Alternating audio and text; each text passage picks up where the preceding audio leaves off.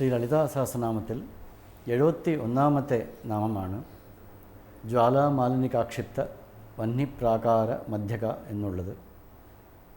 ജ്വാലാമാലിനി എന്നുള്ളൊരു ദേവിയുണ്ട്.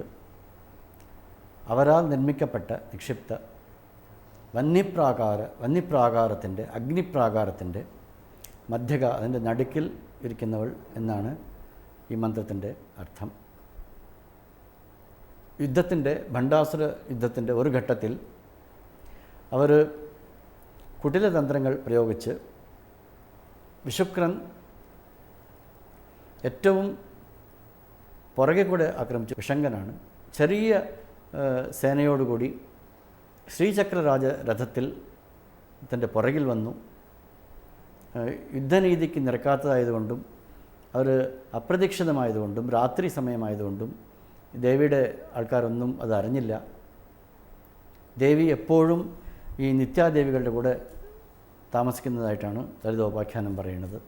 15 നിത്യാദേവികളുണ്ട്. അത് ദേവിക്ക് തുല്യരാണ് എന്നൊക്കെ അതിൽ പറയപ്പെടുന്നു. കാമേശ്വരി, ഭഗമാലിനി, നിത്യക്ലിന്ന, ഭേരുണ്ട, വന്ദിവാസിനി, വജ്രേശ്വരി, ശിവദൂതി, ത്വരിത, കുലസുന്ദരി, നിത്യ, നീലപതാക, വിജയ, സർവമംഗല, ജ്വാലാമാലിനി, ചിത്ര. 16ാമത്തെ ദേവിയാണ് ലളിതാംബിക. ജ്വാലാമാലിനി ഈ നിത്യാദേവിയിൽ പെട്ട ഒരു ദേവിയാണ്. അങ്ങനെ ഇവർ ആക്രമിച്ചപ്പോൾ ഈ 15 നിത്യാദേവികളും കൂടി ആ മറ്റുള്ളവരൊക്കെ തോൽപ്പിച്ചു എന്ന് ഒരു ഉപാഖ്യാനം ഉണ്ട്.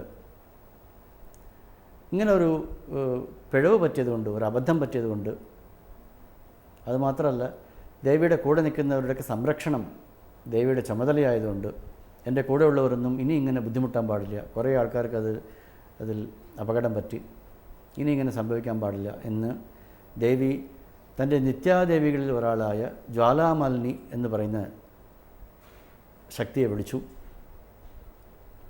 അവരോട് ഒരു വലിയ അഗ്നിപ്രാകാരം, ഇവരൊക്കെ സംരക്ഷിക്കാൻ പ്രാപ്തമായിട്ടുള്ള ഒരു അഗ്നിപ്രാകാരത്തെ ഉണ്ടാക്കണം എന്ന് കൽപ്പിച്ചു. അങ്ങനെ ഈ സകലമായ ശക്തി സൈന്യത്തെയും സംരക്ഷിക്കാൻ പ്രാപ്തമായിട്ടുള്ള ഒരു വലിയ വന്യമണ്ഡലം, അഗ്നിപ്രാകാരം, ഒരു അഗ്നിയുടെ കോട്ട, എത്രയോ യോജന വിസ്താരമുള്ളതും എത്രയോ യോജന ഉയരമുള്ളതുമായിട്ടുള്ള ഒരു അഗ്നിയുടെ കോട്ടയുണ്ടാക്കി. അത് ദൂരെ നിന്ന് കാണുവാൻ ഒരു മാണിക്യക്കല്ല് പോലെ ഉണ്ടായിരുന്നു. അതിൻ്റെ ഉള്ളിലുള്ളവരെല്ലാം സകല രീതിയിലും സുരക്ഷിതരാണ് എന്നുള്ള രീതിയിലൊരു ചരിത്രമുണ്ട്. ജ്വാലാമാലിനി ദേവി ഉണ്ടാക്കിയ വന്യപ്രാകാരത്തിൻ്റെ നടുക്ക് ഇരിക്കുന്നവൾ എന്നാണ് അതിൻ്റെ അർത്ഥം. ഇതിൻ്റെ സൂക്ഷ്മാർത്ഥം ജ്ഞാനാഗ്നി സർവകർമാണി ഭസ്മസാത് കുരുതേ അർജുന എന്ന് ഭഗവാൻ ഭഗവത്ഗീതയിൽ പറയും. എല്ലാ കർമ്മദോഷങ്ങളെയും ഇല്ലാണ്ടാക്കാൻ ഏറ്റവും വലിയ ശക്തമായ ഒരു വഴി ജ്ഞാനം ഉണ്ടാക്കുക, അതിനെപ്പറ്റിയിട്ടുള്ള ശരിയായ അറിവ് ഉണ്ടാക്കുക എന്നുള്ളതാണ്. അവിദ്യയുടെ നാശമാണ് വിദ്യ, അവിദ്യയുടെ നാശമാണ് ജ്ഞാനം. ആ ജ്ഞാനമാണ് ഉണ്ടാക്കിയെടുക്കേണ്ടത്. നമ്മൾ സാധാരണ ജീവന്മാർ ജാഗ്രത്, സ്വപ്നം, സുഷുപ്തി എന്നൊക്കെയുള്ള അവസ്ഥാത്രയങ്ങളിൽപ്പെട്ട് പലതരം കർമ്മങ്ങളിൽ ഏർപ്പെട്ടിരിക്കുന്നു. അതുപോലെ ഈശ്വരന്മാർക്ക് പോലും സൃഷ്ടി, സ്ഥിതി, സംഹാരം, തിരോധാനം, അനുഗ്രഹം എന്നുള്ള കർമ്മങ്ങളൊക്കെ ഉണ്ട്. ഇങ്ങനെ ചെറിയ കീടം മുതൽക്ക് ബ്രഹ്മാവ് പര്യന്തം അനേക കർമ്മങ്ങളിൽ നമ്മൾ ഏർപ്പെട്ടിരിക്കുന്നു. ഇങ്ങനെ തീനാളങ്ങളാൽ ചുറ്റപ്പെട്ടവരെ പോലെ നമ്മൾ ഇരിക്കുന്നു. അങ്ങനെയാണെങ്കിലും കൂടി ദേവി നിർവികാരയാണ്. ഇതിലൊന്നും ദേവിയെ ബാധിക്കുന്നില്ല. അതിന് കാരണം ദേവിയുടെ സമ്പൂർണമായ ജ്ഞാനമാണ്. ദേവിയുടെ ജ്ഞാനശക്തി കൊണ്ടാണ് ദേവി എത്ര കർമ്മനിരതയാണെങ്കിലും ദേവി അതിനാൽ ബാധിക്കപ്പെടുന്നില്ല.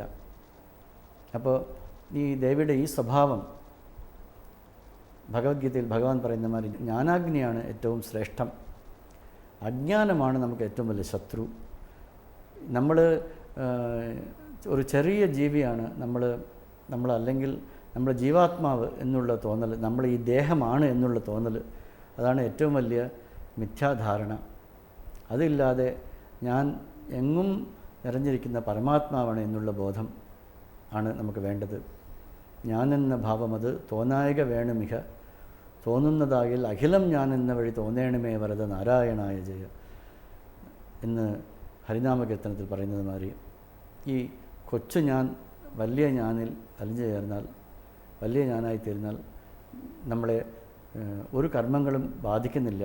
ദേവി അങ്ങനെ നിർവികാരയായ പരമാത്മസ്വരൂപിണിയാണ് എന്നാണ് ഈ ജ്വാലാമാലിനികാക്ഷിപ്ത വന്യപ്രാകാര മധ്യക എന്നുള്ള മന്ത്രം സൂചിപ്പിക്കുന്നത്. ശ്രീ ലളിതാ സഹസ്രനാമത്തിൽ ഭണ്ഡാസുരവധത്തിൻ്റെ തത്വങ്ങളാണ് നമ്മൾ ശ്രവിച്ചുകൊണ്ടിരിക്കുന്നത്. ഇനിയുള്ള ദിവസങ്ങളിൽ വിശദ വിവരങ്ങൾ കേൾക്കാം.